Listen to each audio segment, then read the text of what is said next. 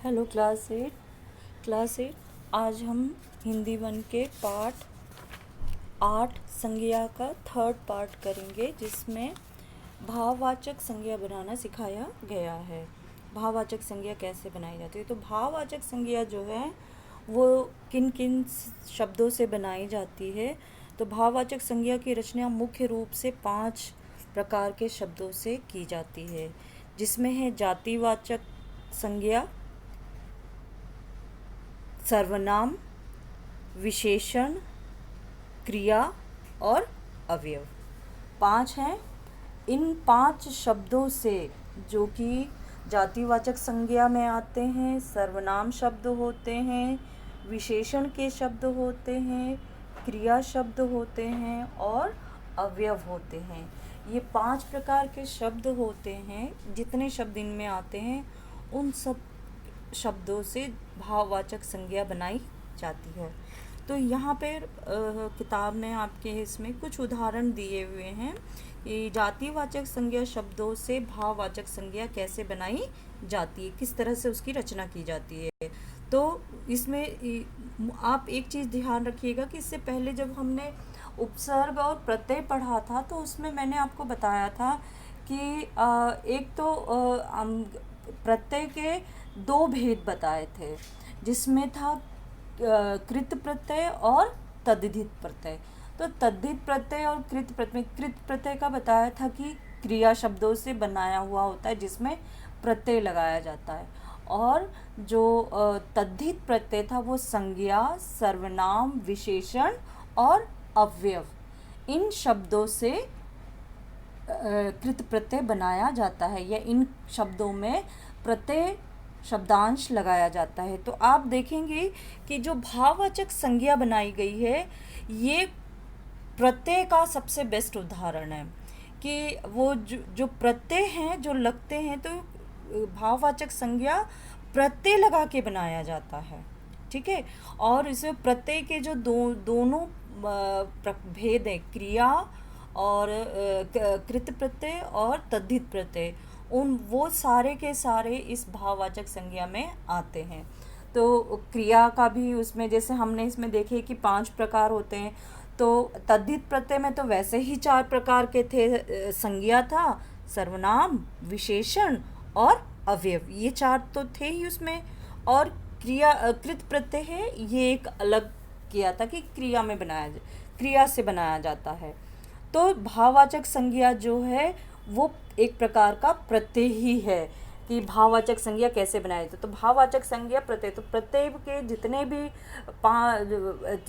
कृत प्रत्यय हैं और तद्धित प्रत्यय हैं, वही भाववाचक संज्ञा में आते हैं, उन्हीं को ही बनाया जाता है। देखिए यहाँ संज्ञा, जातिवाचक संज्ञा दी गई हुई हैं, और जातिवाचक संज्ञा से ही भाववाचक संज्ञा बनाई जाती है।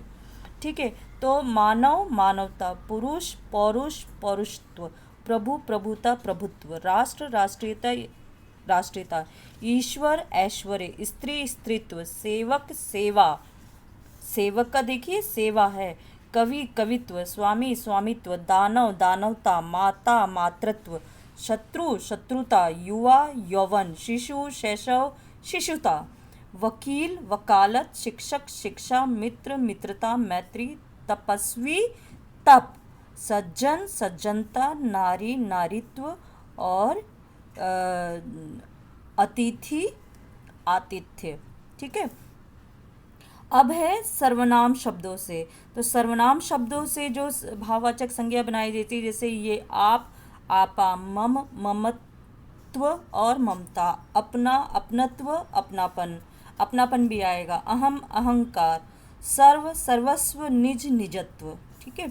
विशेषण शब्दों से जो भाववाचक संज्ञा बनाई जाती है वो विद्वान, विद्वता, स्वस्थ, स्वास्थ्य, आलसी, आलस्य, ऊंचा, ऊंचाई, गरीब, गरीबी, ऊंचा, अच्छा, अच्छाई, मुक्त, मुक्ति, निर्धन, निर्धनता, आत्मीय, आत्मीयता।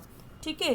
फिर दिया हुआ है सभ्य, सभ्यता, स्वतंत्र, स्वतंत्रता, विशिष्ट, विशिष्टता, मधुर, मधुरता, माधुर्य, समृद्ध, समृद्धि, उचित, औचित्य, सरल, सरलता, व्याकुल, व्याकुलता। ठीक है, ये हो गया। अब क्रिया शब्दों से जो भाववाचक संज्ञा बनाई जाती है उनके उदाहरण, जैसे चुनना, चुनाव, हंसना, हंसी, काटना, कटाई, लूटना, लूट, पढ़ना, पढ़ाई, सजाना, सजावट, खोदना, खुदाई, पीटना, पिटाई, उड़ना, उड़ान, घबराना, घबराहट, कमाना, कमाई, चलना, चाल, जीतना, जीत, थकना, थकावट, बुनना, बुनाई, लिखना, लिखाई। अब है अवयव शब्दों से। ठीक है, अवयव शब्दों से भाववाचक संज्ञा कैसे बनाई गई हुई है? अवयव शब्दों से भाववाचक संज्ञा बनाई गई है मना, मनाही, शीघ्र, शीघ्रता, समीप, सामीप्य, धिक, धिक्कार, दूर, दूरी, नीचे, नीचाई, निकट, निकटता, वाह वाह, वाहवाही, खूब, खूबी।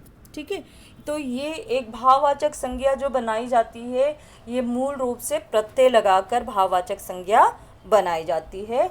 और भाववाचक संज्ञा जो बनाई जाती है वो प्रत्यय लगा के बनाया जाता है, और प्रत्यय के जितने भेद हैं वो सब के सब भाववाचक संज्ञा के अंतर्गत आते हैं। बस इतनी बात आप ध्यान रखिएगा। और ये हमने जो इसमें सीखा है कि किसी प्राणी, व्यक्ति, वस्तु, स्थान, भाव आदि के नाम को हम संज्ञा कहते हैं। किसी विशेष व्यक्ति, प्राणी, वस्तु या स्थान के नाम को बोध कराने वाला शब्द व्यक्तिवाचक संज्ञा होता है। किसी शब्द से किसी एक जाति की समस्त वस्तुओं, प्राणियों का बोध होता है तो वो व्यक्तिवाचक संज्ञा होता है। और किसी प्राणी, वस्तु, रंग, रूप, गुण, दोष, अवस्था आदि का जो बोध कराता है वो भाववाचक संज्ञा होता है। ठीक है, यहाँ पे अब है प्रश्न उत्तर हैं जिसमें तो सही विकल्प पर सही का चिन्ह लगाइए। आपको पता है कि इसमें हम बहुत आसानी से इसको सॉल्व कर सकते हैं। मैंने कुछ सॉल्व करके दिया है, जैसे सही विकल्प पर सही चिन्ह, भाववाचक शब्द, भाववाचक संज्ञा शब्द। तो यहाँ पे 3 ऑप्शन दिए, इसमें से भाववाचक संज्ञा आपको बताना है। तो यहाँ पर शत्रुता जो है वो भाववाचक संज्ञा है। कुंज शब्द है, भाववाचक संज्ञा है, जातिवाचक है या समूहवाचक संज्ञा है? तो ये समूहवाचक संज्ञा है। ठीक है, कौवा शब्द व्यक्तिवाचक है, भाववाचक है या जातिवाचक है? तो ये क्या है? जातिवाचक है। तो इसी तरह से इसके और भी प्रश्न दिए हुए हैं, तो ये आप इनको सॉल्व करिएगा।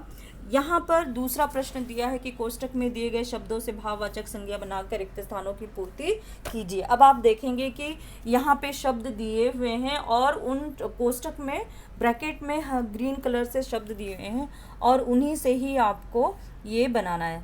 तो आप इसमें देखेंगे कि कोयल की वाणी में डैश होता है और यहाँ पे लिखा है मीठा। तो मीठा का भाववाचक संज्ञा क्या है? मिठास। तो कोयल की वाणी में मिठास होती है। ठीक है, मिठास में छोटी की मात्रा आएगी। ओके, मिठास में छोटी की मात्रा आएगी बच्चों। फिर है कुछ लोग क्रोध में डैश खो देते हैं, आपा खो देते हैं, क्योंकि आप यहाँ पे लिखा है ब्रैकेट में।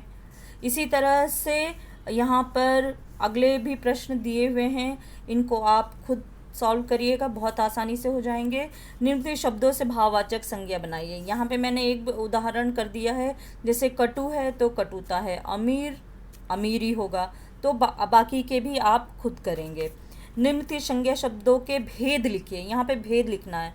तो ऊंचाई जो है वो भाववाचक संज्ञा है। विभीषण, यहाँ पर विभीषणों अगर होता तो ये हमारा जो है जातिवाचक में आ जाता, लेकिन यहाँ पे विभीषण है तो ये व्यक्तिवाचक में आएगा। पत्ते, एक पत्ता का बात नहीं किया है, पत्तों के बारे में, पत्ते के बारे में बात किया है, पत्ते, तो ये हमारा समूहवाचक हो गया। ठीक है, कामधेनु, कामधेनु जो है ये एक गाय है, जो कि हर एक गाय को कामधेनु नहीं कहा जा सकता, इसलिए इसको व्यक्तिवाचक कहते हैं। मनुष्यत्व भाववाचक है, शेर जातिवाचक है, पशु जातिवाचक है और धनवान जातिवाचक है। प्रश्न दिए हैं वह नीचे दिए गए प्रश्नों के उत्तर दीजिए, दिए गए हैं। संज्ञा की परिभाषा दीजिए, संज्ञा के भेदों एवं उपभेदों के नाम लिखिए। संज्ञा की परिभाषा देखिए, संज्ञा के 3 भेद हैं, व्यक्तिवाचक, जातिवाचक और भाववाचक, जिसमें जातिवाचक के 2 और भेद हैं। तो वो पूरा दे के भेदों और उपभेदों भी बोला है ना, तो इसलिए जातिवाचक में उपभेदों भी आएगा। तो उनके नाम लिख के उनकी परिभाषा लिखनी है और उसके उदाहरण भी देने हैं। सभी जो संज्ञा हैं उन सब की। भाववाचक संज्ञा किसे कहते हैं? वो परिभाषा सहित, यहाँ पर संज्ञा के भेदों का एवं भेदों के नाम लिखिए, सिर्फ दिया है तो आप सिर्फ नाम लिखिएगा। भाववाचक संज्ञा किसे कहते हैं, इसकी परिभाषा सहित आप उदाहरण दीजिएगा। भाववाचक संज्ञा बनाने में किन किन शब्दों का प्रयोग किया जाता है, उदाहरण सहित समझाइए। तो इसमें उदाहरण के साथ में जो दिया है कि भाववाचक संज्ञा बनाने के लिए 5 प्रकार के शब्दों का प्रयोग किया जाता है। जातिवाचक संज्ञा, सर्वनाम शब्द, जातिवाचक संज्ञा शब्द, सर्वनाम शब्द, विशेषण शब्द, क्रिया शब्द और अवयव से। और उन सब के एग्जाम्पल्स यहाँ पर जो दिए गए हैं वो एग्जाम्पल्स लिखने हैं। तो यहाँ पर ये तो मेंशन नहीं किया गया है कि की उदाहरण सहित बताइए कितने लिखने हैं, तो आपको सभी में कम से कम 4 उदाहरण लिखने हैं। जो भी इसके उदाहरण आप लिखेंगे भाववाचक संज्ञा बनाने के कितने कितने प्रकार से बनाए जाते हैं, तो आपको सबके 4 उदाहरण लिखने हैं। और ये सारी चीज़ें करके रखिए, क्योंकि एग्ज़ाम में जो आएगा उसमें आपका वाइवा यानी ओरल टेस्ट होने वाला है, और ओरल टेस्ट में इस तरह के प्रश्न पूछे जाएंगे। तो आप अपना ख्याल रखिए, सारे काम कंप्लीट करके रखिए। क्या प्रश्न पूछ लिया जाएगा इसके बारे में कोई वो नहीं, मैंने जो बताया है उस बात पर आप पूरी तरह से ध्यान दीजिएगा, ठीक है। और अपना ख्याल